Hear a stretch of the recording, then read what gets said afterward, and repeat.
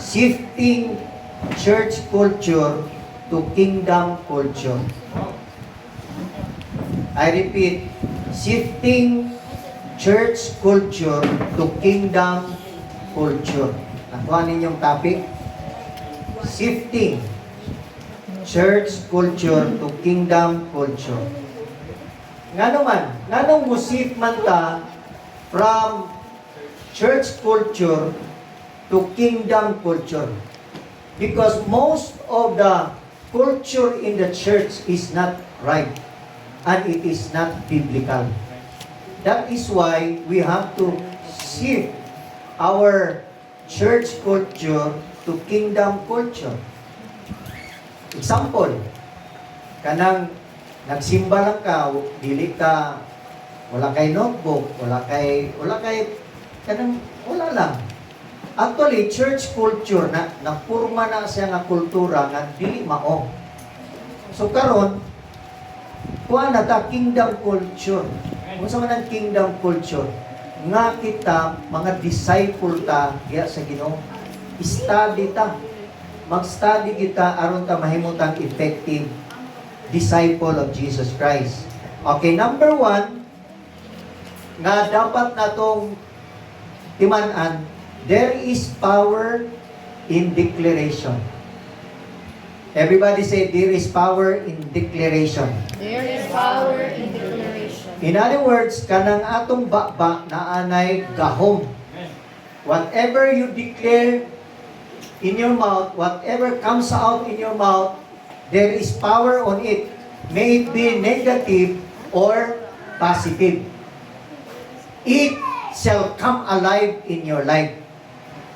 That is why another thing in the power of declaration is you have to change your old mindset into the kingdom mindset. Change your old mindset into kingdom mindset. I-erase na nato ng mga karaan nga mindset. Alista nato o kingdom mindset. Kingdom na panggingharian na. No? Kanang old mindset, kanang simba ka, dili, basa ka, Bible, dili, kung ganahan ka, o dili, mo na yung mga old mindset sa pagka-Kristohanon. Dapat, kingdom mindset na ta. When you say kingdom mindset, you are always on guard in the kingdom na ikaw subject ka sa kingdom. You belong to the kingdom of God. And being part and subject of the kingdom, we have a king to follow. Amen? So, number 2, kining Matthew chapter 6 verse 25. Kuan siya, na ay mga kultura diri nga dapat natong i-adapt. Lagay ko diya sa chapter 6 verse 25. That is why I tell you not to worry about everyday life. Diba, ang old mindset nato, magkabala ka ta. Ako bitaw, na-review ko ining akong wali karon. Ano na-review? Sultihan tala mo ha? Coming na nga itong anniversary. Dayon, anak ko nga hala, nagkinahanglan o litson na 10,000. Wala ko ana. Ang simbahan, wala ko ana. Kaya nga no, igo-igo rin ang atong offering sa atong pagkaon diri Sunday plus natay giminting nga bayron nun kanang mga bangko na to cover. So akong nakita na pangyod murag nataranta ko nyo sa pagkaon pa lang among gikwenta moabot og 15,000 sa kung mag-cater ta. 15,000 plus ilan to? Lidson, 25,000. Dayon, so ito yung gastuhan na to, naapay niya, Iko Lord, gusto ko nga mag-distribute og bugas. Mukhaon siguro ng mga 5,000, sila nagka 30,000 ano. And then, pag yo'y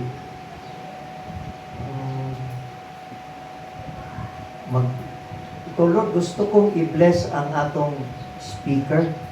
Kaya basta natay speaker, labi na mentor nato, ato nang i-bless sila. Last year, ang atong love gift siya, 12,000. Kaya more parehar man nag-wedding ba, kung gasto nimo 25,000, dapat ang imuhang i-love gift sa imuhang sa minister anak, kay mao ni mag-declare of blessing nimo sa imong kasal. That will give do or die in your marriage. Dapat dili nimo kaligtaan nga ang kanabang seed ba, seed. So, pila na? 25, 30, 45. Wala mo kung amount, anak. Pero iginang tos Ginoo nga, nanapog ka, wala na po kay salig na ako. Nag-uban ko nimo sa year 1, paingon sa year 13. Sa year 14 pa ka, dili ko mag-uban nimo. So when I open my mind, yes Lord, nanghilak ko sa Ginoo. Paghilak na ko sa Ginoo, pag anang adlaw na, daghan na rin mga open doors. Nanggawas di ay, na possible na pa. Napatoy, ingon si Milka nga, pa, ako'y mo sponsor sa Litson. Please, ayaw lang. Ako'y mo sponsor sa Litson. Uy, maayo na da. Plus other kwan. Ingon ana. So, going back to our verse, Matthew 6:25. Ang atong kultura mo, bisag Kristohanon ba ta, o bisag pastor pa ta, dili ka accepted ining magbalaka ka. Pero ingon ang Ginoo, culture sa kingdom. That is why I tell you not to worry about everyday life. Ikaw ba, mag-worry ba ka? Ayaw pag-worry. Kay, ginauban na ka last year sa Ginoo, karon pa ka ha? Dili pa ka, pasagdan ka sa Ginoo. Mo na giingon sa mga Israelites nga, giingnan sila na muadto mo sa promised land, pero di gyapon sila motuo. Hadlok gyapon sila. Giingnan na sila nga, buntugon ninyo ang mga nasod nga mas gamhanan pa ninyo. Di gyapon sila motuo. Di nangamatay sila dito sa other side of the Jordan Valley. So kita, para di ta mga matay, hello, napa mo diha? Para dili ta mga matay spiritually, musalig ka sa Ginoo. Kay bless ka niya. Okay, number 3. Ilista ni siya, number 3. Para na mo yung outline. Number 3. The original culture is found in the Bible. The original culture is found in the Bible. That's why naatay back to church Sunday, because we want everyone to be back to church. When they go back to church, they will acquire the culture of the Bible. Because we know that if you will stay in the Word and you do not get insight into the church, I'm sure your culture will be the worldly culture. So, original culture is found in the Bible. Back to God ta ini. Balik ta sa Ginoo, wala exempted. Bisang pag-unsa ka kalayo na sa Ginoo. Bisang pag-unsa ka kaduol sa Ginoo. Atong paduol ta sa Ginoo. Unsa may kultura nato, kitang mamagpapa, dad-o nato ang atong mga anak diya sa simbahan. Ayaw ibili na dito sa kalibutan. Kaya ang kalibutan mo unay maghatag nila kultura na dili mao, mali. Bahalag disturbo ng atong mga anak diri sa simbahan basta makita nila na sa simbahan tama nga kultura. Amen?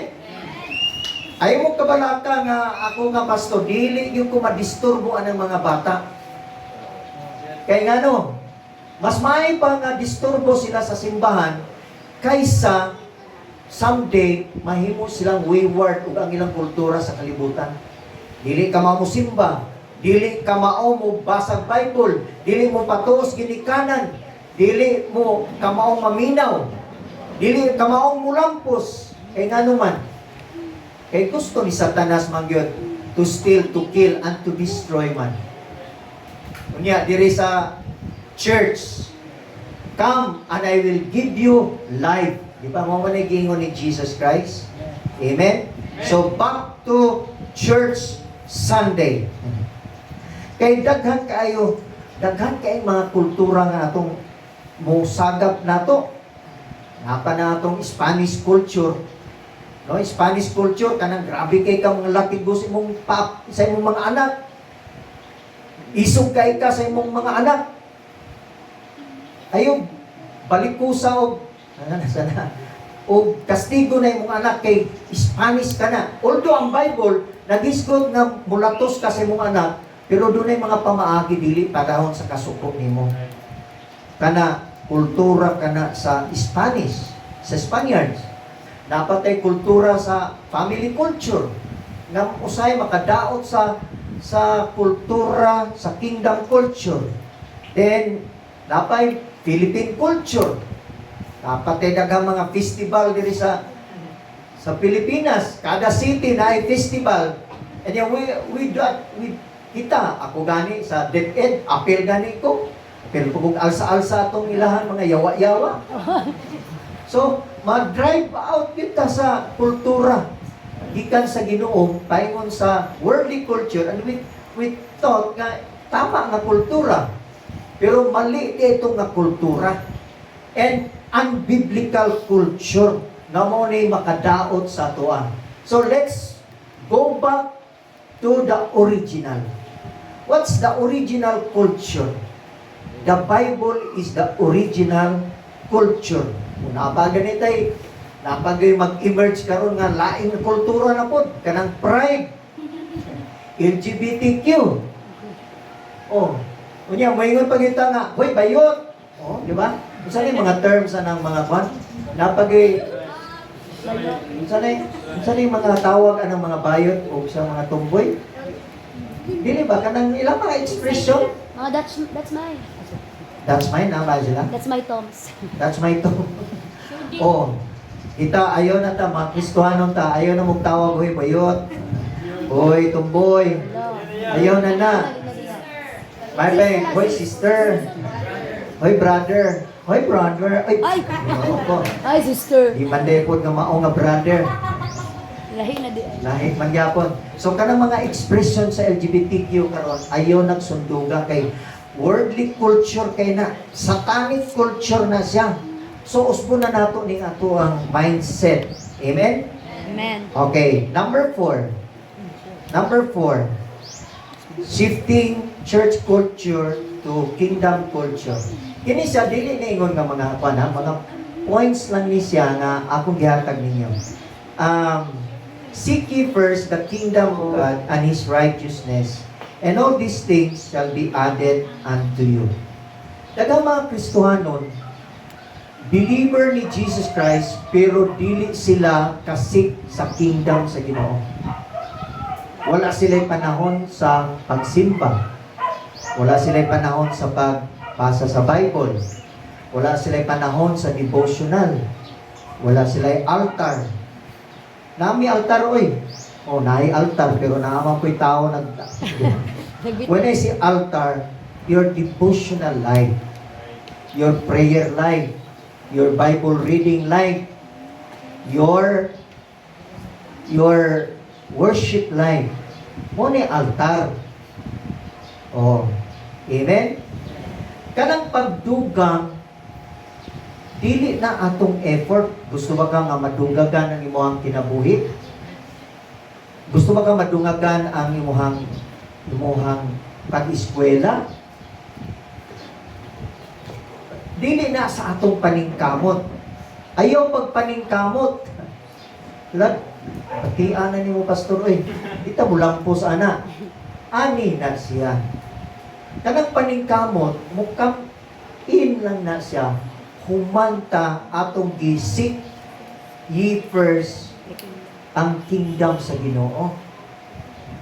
Kay once you seek the kingdom of God, God will add. No? Seek the kingdom of God and His righteousness. God's principle is to add something on you. Add all these things.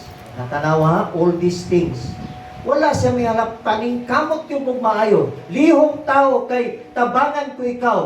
Unsa nga bersikulo sa Bible? Wala. Worldly culture ka na kay wa gyud ka kakita ana nga bersikulo sa Bible na lihok tao kay tabangan ko ikaw. Wala. Ningon lang siya nga adto lang mo sa frontline. Pagdala mo og worship leader, pauna ang mga worshipers, mga pare, kay ako na'y bahala sa inyong gira. Ana. Amen? Okay. Ang paningkamot, ang tawag ana sa Ginoo, wisdom. Everybody say wisdom. Sa kalibutanon, paningkamot. Pero ang problema ana, daghang mga taong naningkamot pero walay panangangin. Nakasakyanan tuod ka pero nabangga. Nakabalay tuod ka pero nasunog. Nadato tuod ka pero imong anak na himong drug addict. Nadato tuod ka pero imong anak na ngabuntisan. Wala lang gyapon. Pero ang pagsik ye first the kingdom of God and His righteousness, nagkalisod-lisod noong ka. Pero ang result, ang imong anak na imong butan, ang imong anak na imong engineer, ang imong anak nakauyab ka o Kristohanon. Eh wala man ka maningkamot. Gipadala sa Ginoo sa imong atubangan. Guwapo, tall, dark, and very handsome. Wow. Grabe. Grabe. Dili sa imong paningkamot. You don't have to show that in the Facebook na, oy, I need, kinahanglan ko kauyab. Ayaw na. Pag-ampo na lang. Hallelujah. Mura kang ga-hire. Nabi to sa Facebook na, I'm single, I'm ready to mingle. Kaya ba ko nga tentasyon na, ako ang i-click ba, kaya wala pa mong may asawa ba? Pero ingon ko mo, basahin mo na anak, pinautan na, hindi na maayo. Okay. Apa pa mo diya, Mason? Okay, number 5. Number 5. Ephesians chapter 4 verse 31 to 32. Duha ni kabuok ang ginatawag og get rid of all and instead. Duha. Unsa ni atong get rid of all? When you say get rid of all, likayi. Ayaw duola. Likayi gyud. Ayaw na sila. Okay, number 1. Get rid of all bitterness, rage, anger, harsh words, slander, as well as all types of evil behavior. Mo ni atong likayan. So, kita mga Kristohanon, the moment nga maulipon gani ka sa bitterness, ayaw na, ang ginuunay ng lihok anak sa imong sitwasyon. Mao ganing gipabulag ka, kay paog yun ang Ginoo nga makadaot na sa imo ha. Grabe, pastor, ako magigito mo. Dili ko ako mong himong example. Oh, kaya ang kabubuton sa Ginoo, kanang manguyab kag Kristohanon, ayaw ng unbeliever. Yan, napay mga additional nga unbeliever pa, babairo pa. Okay ra ng unbeliever o niya, bukan. Niya, unbeliever, babaero pa yun. O, ayaw nag-awaya na sila. Ayaw nag-awaya. Wingon na ka, Lord, salamat sa kituod, Lord, pero kay baw ko nga imo ning kabubuton. Grabe ginis pastor ba? Ako gigiigo. Yeah, wala ko mag-igo. Pero patamaan lang kanako. Bitaw. Sa ato bitaw ning tanan. Oh. Bitterness, kanang anger. Kini man kung mga kinaiya, mga satanic ni nga mga kinaiya. Gusto kay ni nga maulipon kay ning anger. Gusto kay ni maulipon kaning kanang bitter kay ka. Ayaw ng bitter kay dili na better. Di ba? Oh. Ayaw lang mga harsh words. Kana lang mga mellow na words. Example, dili lagi ko oy. Mellow gyapon pero dili ay. Instead, okay, instead. Pero ayaw ni get rid of all this, but instead this one. Kini lang. Kini. Be kind to each other. So diri sa atong katiguman, ayaw mo kasina sa uban.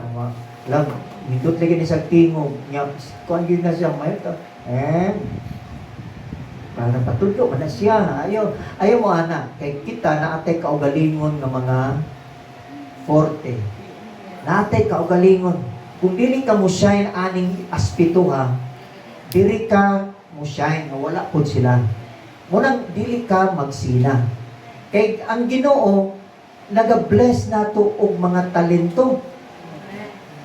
Kay ba ang Ginoo nga yabag ka mao na ang gasa sa Ginoo sa imo ha, ang pagkayabag. Pero discipler man pud ka. Di ba? Og yabag ka. Bagay no naman po si Ann Curtis bitaw. Yabag man gina siya pero nakakandak man gid siya og napuno man po niya ang Araneta Coliseo.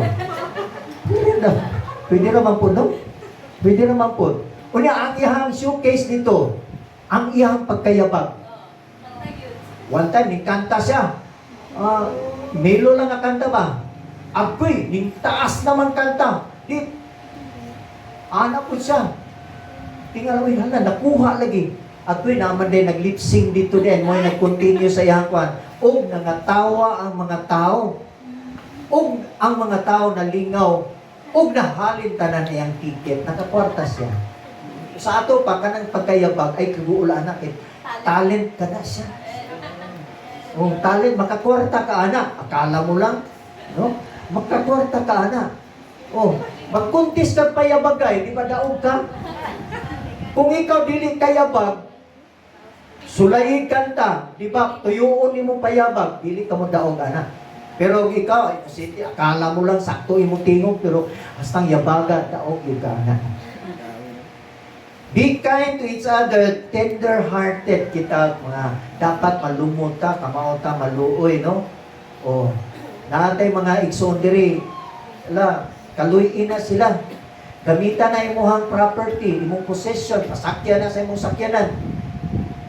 Muna nga kung sakyanan, ngayon nagsulti na, gwapo ni mong sakyanan, pastor, no? Kay public din na, no?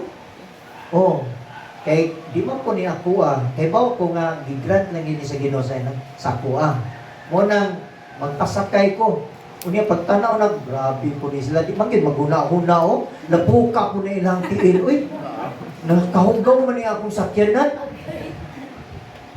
Nya ganiha ra na ako gilimpyuhan. Grabe wa man lang yun, manaktak. Nagreklamo ka? Wala, Lord. Nagsulti lang ko. Next time, panaktak mo. Aron di kayo musakay gani mo sa akong sakyanan. Bisag dili na ako pero panaktak yapon niyo sa inyong tiil. Di ba, Brad? Nakasuway ka na, Brad, no? Manang manglimpyo ta. Pag grabe, gitrapo man lang sa akong limpyo kay ito. Hallelujah. Muna. Napag yun, no? Forgiving. Kita, practice nato ni kingdom culture gid nato ni siya ang pagpasaylo. Nganong ganahan man gid ang Ginoo nga natay kiniiya sa pagpasaylo.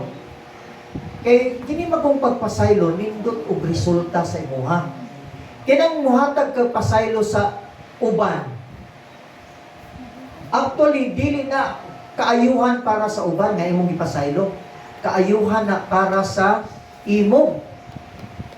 Kay kanang unforgiving spirit is a bondage. Gapos ka na. O dili maayo ang pagkinabuhi ng gapos. That's why it's a be forgiving. No? Na ganito sa number 6 kuan butan sa number 6 para example no. Si Peter iyang gi-struck ang ears sa bodyguard sa Roman soldiers, serpa o sa priest ba to, sa high priest. Iyang gi abi ni mo good.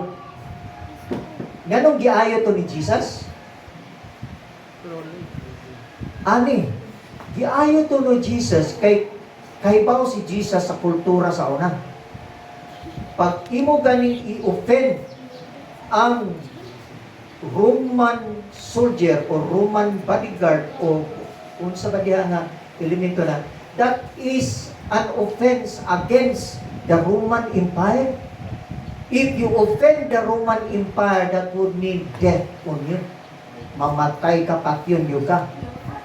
So that's why si Jesus, iya din di ba kalit kay iya din gibutang ang ingon din sa Peter. Peter, ang siya nga magsigdumot, magamit og hinagiban, mamatay po sa hinagiban. Ayaw na diha, ayaw na pag-hatred diha, ayaw na pag-imo-imo diha. So, giayo din iya din pikit dayon. O, naayo dayon. Kaya nga nun, para wala, dili mo abot sa Roman authority, kato nga offense against the Roman Empire. So, Jesus actually is a man of peace. He's a man of peace. Dapat kitang mga disciple sa simbahan, man of peace ta. Man and woman of peace ta. Dili ta palaaway. Amen? Amen ang mga palaaway. Amen? Amen. Oh. Nakagid yung mga palaaway na. Yan pa dyan, Pastor. Ang mo ba? Mo ba? Masayo pra. Salamat ni Joy kay kanawa, di ba kanunay kada Sunday pagpuwa kung sinina no? Wow. From the wardrobe of May Joy. Ay, wow. Salamat kay Joy ha, sa ato Father's Day wala to no? Welcome, Na Pastor. gihatagan po ni mong bana Joy. Sa may Ay, bouquet, Pastor, of Wow, chocolate. grabe, oy. Flowers and chocolates, dili yan. hindi no? First time po niya naka-receive, Pastor. Wow. Ako po na amazed po ko ato kay gihatagan ko nila ni Denmark og email ka og booking ako. First time po ko na akong dawat. Inato kanindot na bouquet. Oh. Praise God, salamat to. Nakahilak ko po. Wow. Pero dili ko ako pakita ninyo. Kay mga bully kayo mo. Lagi mo, muhila ko diri magbakho ko diri kada kwan kana makabakho ko. Pero wala mong kita kay ngano bully kayo mo. Romans chapter 12 verse 1 and 2. Chapter 12, Romans. Don't copy the behavior and customs of this world, but let God transform you into a new person by changing the way you think. Then you will learn to know God's will for you, which is good and pleasing and perfect. Ingon ang Bible, kining church culture na to, no? Kay pag-anhin ninyo diri, nahimutang church. Pero actually, we have different cultures. We emerge into one as church, but actually we are coming from different cultures. O kana nga siya nga kultura, mapurma na diri, mali na kultura. Church tuod, pero mali. That's why, kita tudluan ta og kanang kingdom culture. Na, muna yung nagaingon sa Book of Romans, don't copy the behavior and customs of this world. Oh, kanang mga expression, behavior, o kanang behavior, pagkaluuran, dili na kultura sa kingdom of God. Kanang kusog ka ikaw yaw-yaw bitaw. Pastor, ingon anak gyud ang asawa, mga yaw-yawan magyud. Unya, kay nakristohano naman ka. Dapat dili na ka magyaw-yaw. Kami bitaw lalaki, no? Ay, sabahan, namatay ng puto akong asawa. Ana. Dayon mo rason ko. Katong akong rason, himuon niya nga i-discount to niya akong rason. So akong himuon, maghilom na lang ko. Nang sa kalam, ganun naghilom ka? Hala, nalipay lang ko. So, sulti ba? Okay ra sa ako. Okay ra. Kaya nga naman, usually ang mga babae, mga asawa, ning tingog naman gani ka, gihimo pa yun nga, gigamit na weapon, gi-weaponize pag itong imong rason. O lang kami mga lalaki, maghilom na lang po ni. Inguna na ba si Dave pa? So, ang lesson ini, kultura sa mga asawa, transform into a new person. Magbago ta. Amen ba mga asawa? Amen. Gamaya ra mo amen ay. Aw dili man po ni mga asawa sila, mga single pa man po ni. Amen tanan? Amen. Wala, amen gid eh. So transform into a new person by changing the way you think. So kung saan magpag-usap sa atong the way you think, kinahanglan mubasa ta sa kultura, ang original culture, ang Bible. Amen? So that God's will for you, which is good and pleasing and perfect.